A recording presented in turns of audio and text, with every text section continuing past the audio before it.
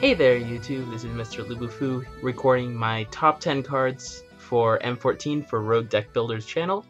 So I'm just going to go ahead and hop right in. I've got my list of 10 and I'm just going to go through it. So the number one card I'm most excited about for M14 is Kalonian Hydra. This card is probably the best Hydra ever printed for standard play. I mean, you got other ones that are great for EDH. But I think Kalonian Hydra is just an absolute bomb. It's really good. I don't know how. I don't think right now, price-wise, it's worth investing in him. But he's pretty awesome. There's no lying there. And his combo with Ixava is kind of it feels good. Next, it would be Archangel of Thune, the 3/4. Lifelinker, anytime you gain life, put +1/+1 counters on your creatures. That sort of Gavany Township-like effect has some pretty cool interactions with cards like Extort, like Blind Obedience, for example. So I'm very interested to see how it works, specifically with Blood Baron and Viscopa. That interaction is going to be pretty good. Number 3 would be Doomblade. Glad to have it back. Murder is good and all, but it ain't no Doomblade. Yeah, I know I used double negatives there. But Doomblade, always a fun card to play. I love playing with it in any sort of format, and I'm just glad it's back. Number 4 would be Serra Angel. This was kind of a personal choice for me. I collect them in the sort of sense. I have probably 250 or so, a little bit more. Glad to see a reprinted M14, and it is quite good and limited. 4/4 Flying Vigilance. Still good. Not as insane as it was in the past, but still good. Next we have Imposing Sovereign. The Blind Obedience on the 2/1 for 2, which I think is actually quite good.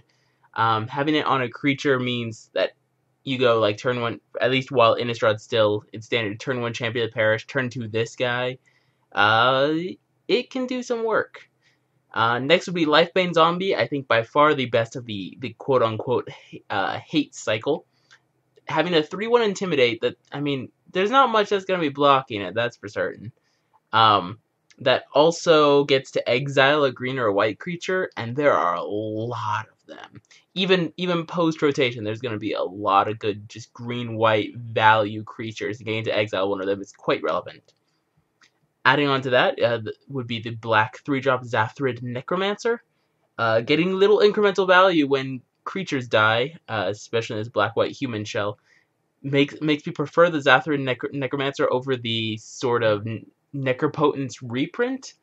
Not quite. It's considerably worse than Necropotence, but this one feels a lot better. Having it on a body as well is quite relevant.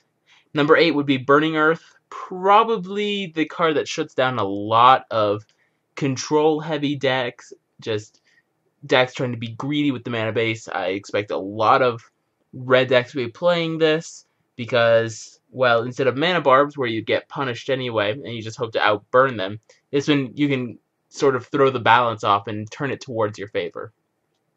Next would be Chandra Pyromaster.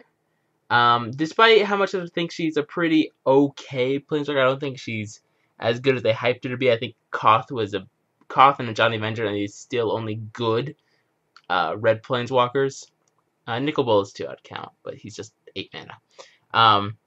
Shaundra, the little incremental value you might get off her, it seems okay.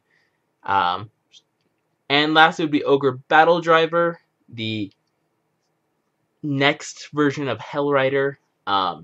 Having it on a body and having your guy, any creature you play, get +2/+7 haste is not bad at all. It certainly makes any creature you're going to play just a complete beating. So yeah, those are the top 10 cards I'm most excited about for M14. As you can tell, I'm a bit more of a competitive, constructed sort of player than I am of EDH. But hope you guys enjoyed it. Check out my channel. It's youtube.com/Mr.Lubufu. Thank you to Rogue Deck Builder for letting me get involved in this. And let me know what you guys think about my picks in the comments below.